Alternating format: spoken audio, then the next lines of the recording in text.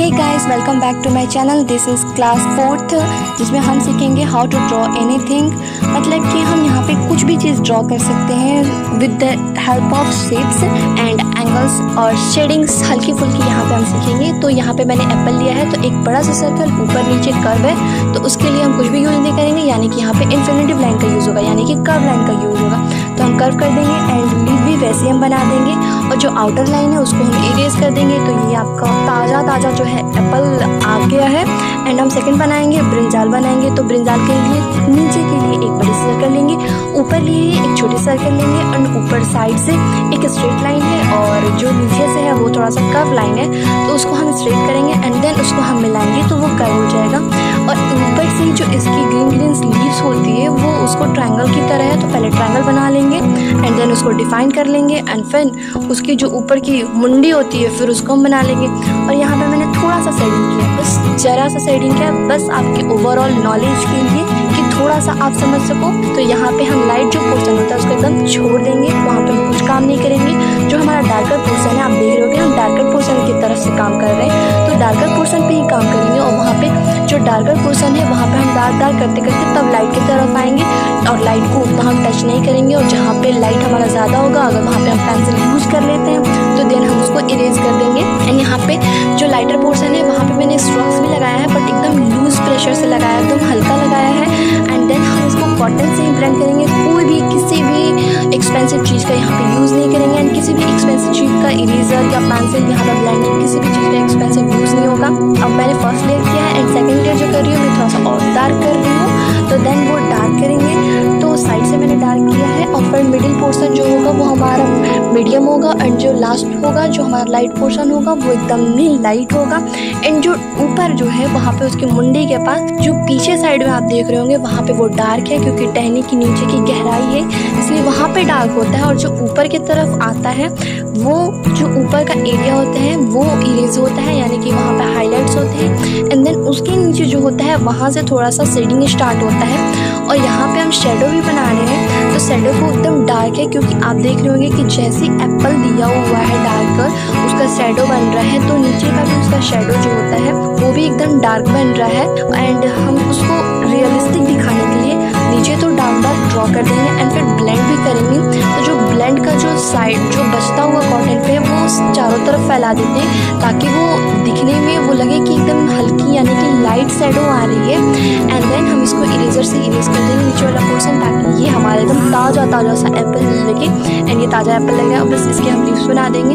Leaves के लिए भी थोड़ा सा लीव्स जो होता है वो कर्व होता है, रियलिस्टिक दिखाने के लिए हम लीव्स जो होता है वो सिंपल लीव्स नहीं ड्रॉ करते हैं, थोड़ा सा उसमें मुड़ा हुआ उसकी घुमाव भी होती है। जैसे ही रेफरेंस में दिया हुआ वैसे यूज करेंगे। मैं लिप्स के लिए भी एक क्लास लगा दूंगी कि कैसे लिप्स ड्रॉ करते हैं, जहाँ पे डार्कर होता है वहाँ डार्क और वहाँ पे लाइट करते हैं, तो लिप्स हमारा रियलिस्टिक लिप बनता है। एंड दिस इज़ द हमारा बैंगन, यानी कि भाजी जिसपे हम बैंगन बोलते हैं। जहाँ पे यहाँ डार्क है ये तो पूरा का पूरा डार्क है, क्योंकि ये एक चारकोल से बनाया हुआ है, ये कोई भी ग्रेफाइट यूज़ नहीं किया हुआ है। तो मैंने यहाँ पे ग्रेफाइट अगर ग्रेफाइट यूज़ भी हुआ है तो ये टैंक भी यहाँ पे ग्रेफाइट यूज़ किया गया है। तो यहाँ पे जितना भी लाइट्स है तो वहाँ पे मैंने वो गोल सर्कल कर दिया था, कि ताकि मुझे पता चल सके कि यहाँ पे हमको ब्लेंड नहीं करना है, ताकि वो रियलिस्टिक लगे। एंड मैंने पूरे एरिया में जितना भी खाली था वहाँ पे मैंने ब्लेंड किया है।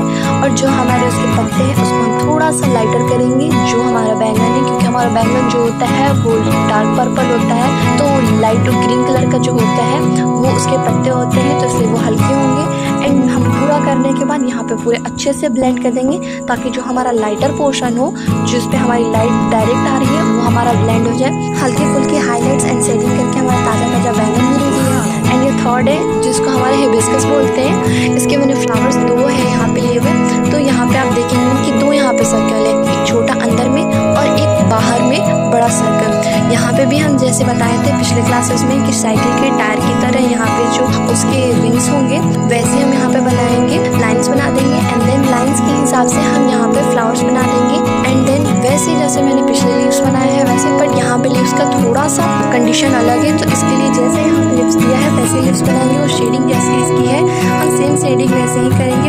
अंदर में जो डार्क होता है, और यहाँ पे फ्लावर बहुत ईजी बनता है, अंदर में डार्क कर देते हैं और बाहर से अंदर की तरफ और अंदर से बाहर की तरफ, यानी कि अंदर से बाहर की तरफ और बाहर से अंदर की तरफ, बस यहाँ पे सेट करते हैं और स्ट्रोक्स लगाते थे। होता है और बाहर का लाइट होता है। एंड जब बाहर वाला जो करेंगे, बाहर का पार्ट जो होता है वो डार्क होता है और अंदर का पार्ट जो लाइट होता है। बस यही प्रोसेस को फॉलो करते हुए हमारा कोई सा भी फ्लावर रेडी हो जाएगा। फ्लावर में ज़्यादा कुछ नहीं करना होता है। एंड देन वैसे ही मैंने दोनों किया है। ड्राइंग एंड शेडिंग के साथ हमारा ताज़ा खुशबू वाला फूल भी रेडी हो गया है। एंड देन हम एक लास्ट में बर्ड बनाएंगे। बर्ड्स के लिए भी मैंने हेड के लिए एक सर्कल एंड उसका पूरा बॉडी के लिए एक ओवल सा शेप एंड उसके विंग्स के लिए एक अलग टाइप की ट्रायंगल है। मेरी ट्रायंगल थोड़ी सी गड़बड़ हो गई क्योंकि मैंने देख के नहीं बनाया था।